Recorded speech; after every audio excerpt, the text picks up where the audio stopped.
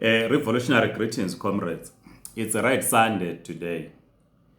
Yesterday, we witnessed the coronation of His Majesty King Misizulu Kazwelithini at Moses Mabhida Stadium.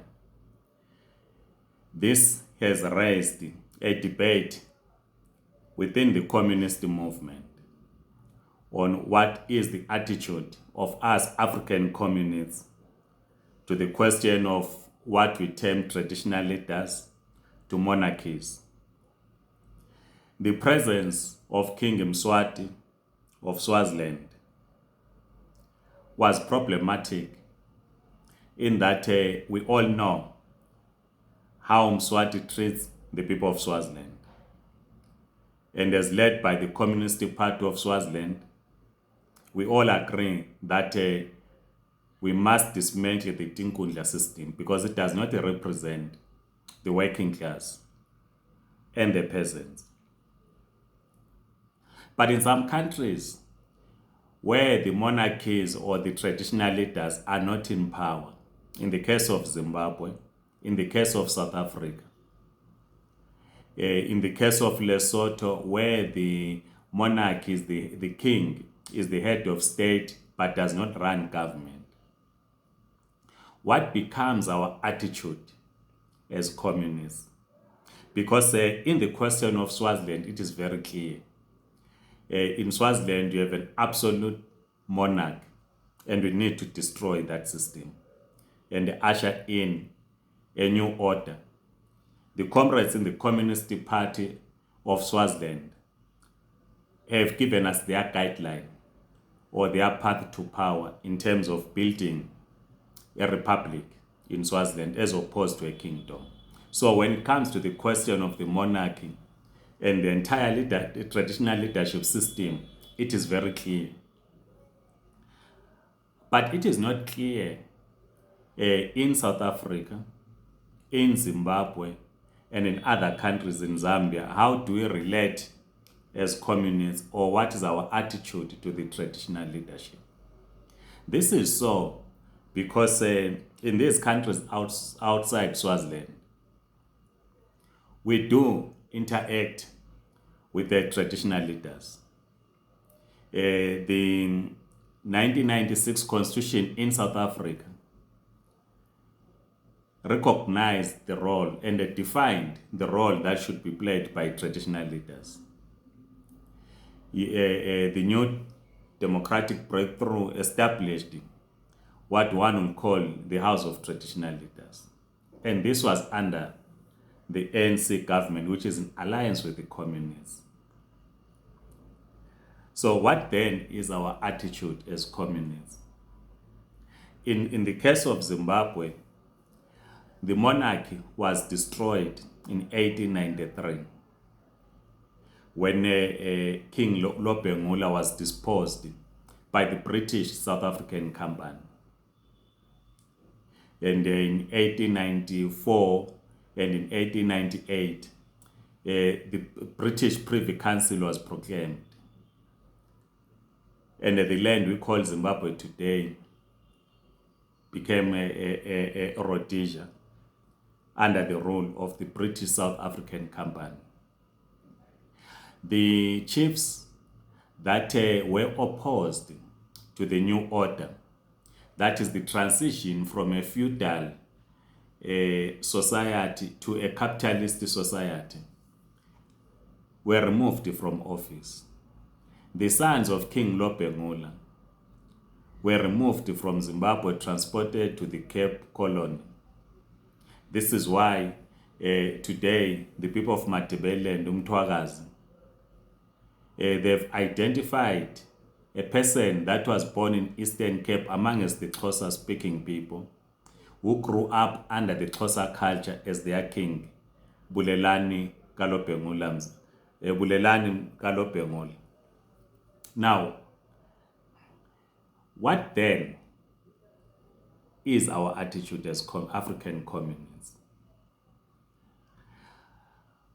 The chiefs that collaborated with the white minority rule were given gifts. just like as the chiefs today that serve the Zimbabwean government under the leadership of ZANU-PF, they are given freebies. Those that do not agree with government, they are either intimidated or removed from office. We have seen in the case of Nhlanhla Yamangwe Ndiweni. So, in the case of Zimbabwe, chiefs or the House of Traditional Leaders, they are ceremonial. You have chiefs in a community and the elected representatives. And the chiefs in Zimbabwe are controlled by district administrators. The district administrators provide secretariat work to the chiefs. And the chiefs fall under the Ministry of Local Government in Zimbabwe. In South Africa, the monarchies, the traditional leaders, they fall under the Ministry or Department of Traditional Affairs, as led by Dr. Nkosazana Dlamini-Zuma. Because communists are in alliance with the African National Congress. So it is possible, very possible, that a communist can be deployed by the ANC and become Minister of Traditional Affairs in the place of Dr. Nkosazana Dlamini-Zuma. It is very possible. So this is why then this question arises on the attitude of African communists to traditional leadership. We were Imqhele, we wear Amabheju, we carry knob carries.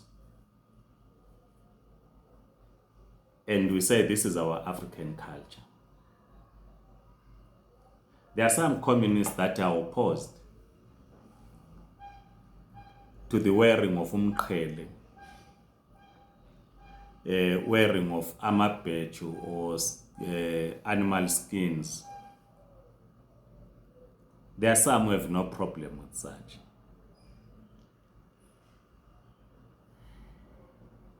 And in the current, in our current setup, the traditional leaders, other than in the case of KZN, where you have the land under the control of the monarch,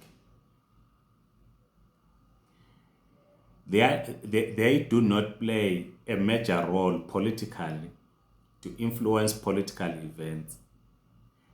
Maybe in KZN, because the majority of the people of KZN love the Zulu tradition, hence you then have political parties trying to win over the monarch for the purposes of winning votes in the upcoming elections. And we saw historically that the Prime Minister of the King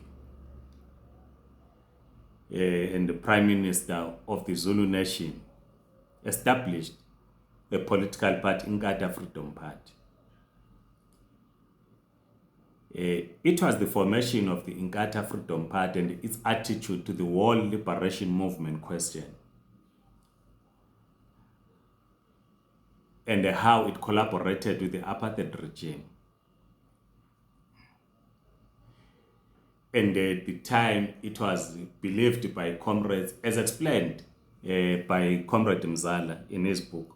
I've read that book, very detailed analysis, that the comrades distanced themselves from the monarch in KZN, because you could not at the time separate the monarch and the IFP. But post-1994, particularly post 1996, after the adoption of the new constitution, we've seen a contest to win over rural KwaZulu by the ANC, which the ANC in the main has managed to do, though there is still contestation with the IFP. You remember that in 1994, it was the IFP that won the elections in KZN and formed the government, also in 1999. But post that, it has been the ANC. But of course, the IFP remains controlling some municipalities in Zululand. But the king or the monarch, even though the prime minister of the Zulu still retains his position in the royal family, the king is not seen to be part of the IFP family, if I were to use that term. This is why you will see professional leaders of the ANC visiting the royal family or His Majesty. When a cabinet is appointed in KZN, they will go and report. We saw yesterday prominent leaders of the Communist Party, South African Communist Party, attending the event. Other communists were marching outside against the presence of King Mswati, while other leaders of Communist Party were inside the stadium.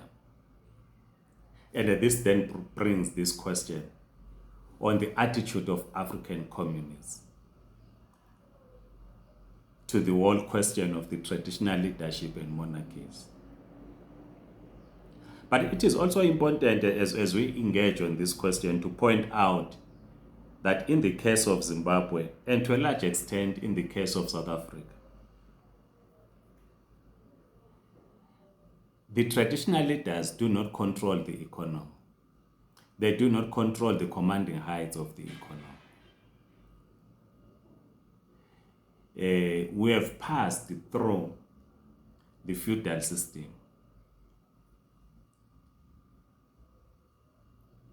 We are in a struggle to dismantle the capitalist system or the capitalist economy and transit to socialism.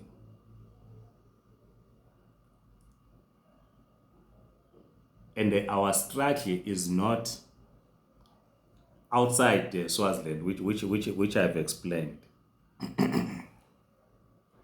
Target the traditional leadership, particularly in Zimbabwe, because they are just the tools, they are ceremonial, they are just the tools in the hands of the ZANU-PF-led government. They don't control anything. Government of Zimbabwe can simple pass a legislation and abolish the traditional leadership. If they were seen to be kind of misbehaving, if they can do that, and nothing will happen. So they are at the services of ZANU-PF in the case of Zimbabwe as political commissars. But in the main, they do not control the commanding heights of the economy. Which then raises this question. And before I get to this question, some comrades inside the Zimbabwe Communist Party argue that it's important that whenever we carry out political work in communities, we must visit traditional leaders in their communities.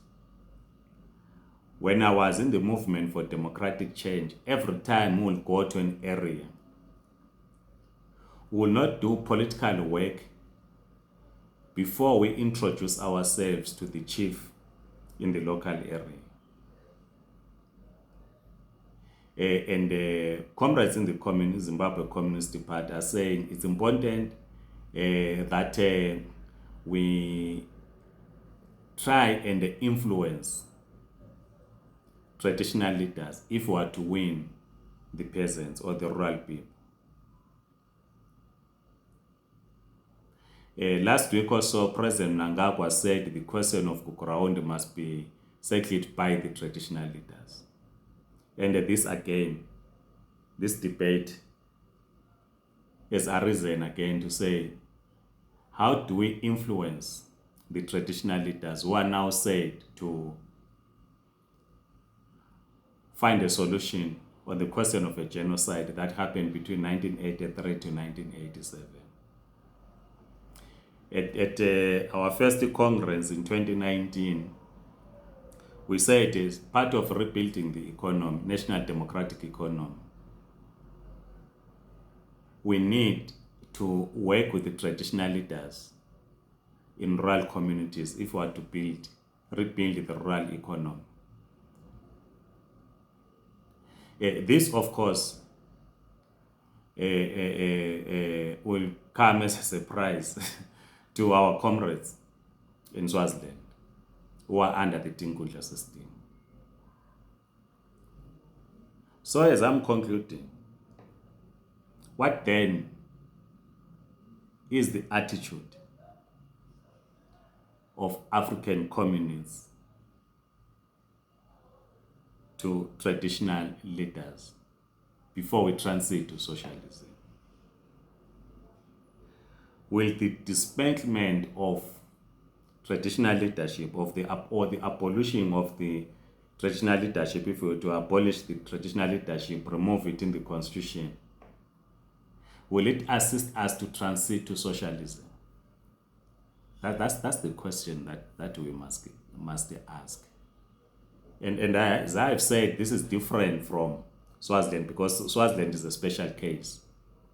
But in South Africa, if the ANC-led government, the parliamentarians, can use its majority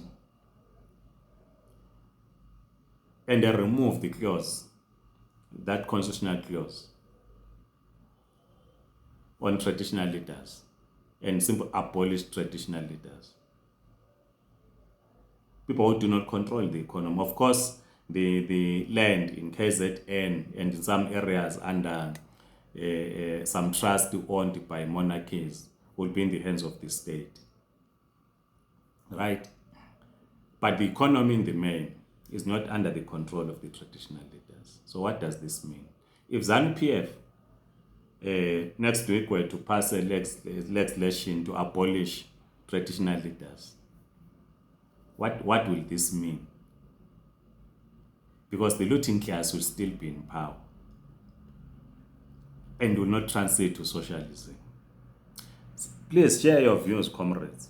It's a debate that we must have in terms of our attitude as African communists to traditional leaders. I did not refer to any Marxist literature on what other Marxists said about traditional leaders. I didn't want us to focus on how the comrades in Russia dealt with the Tsar Nicholas II or the monarch in Russia and in other countries in Eastern Europe and elsewhere. I want us to focus on here in South Africa, in Zimbabwe, on our attitude as African communists, and in other countries in Africa, our attitude to the whole question of traditional leaders, who in the main are simple ceremonial. Please share your views, comrades. Write in the comment section. Please like this video and kindly subscribe to this YouTube channel. Otherwise, Amandla, comrades.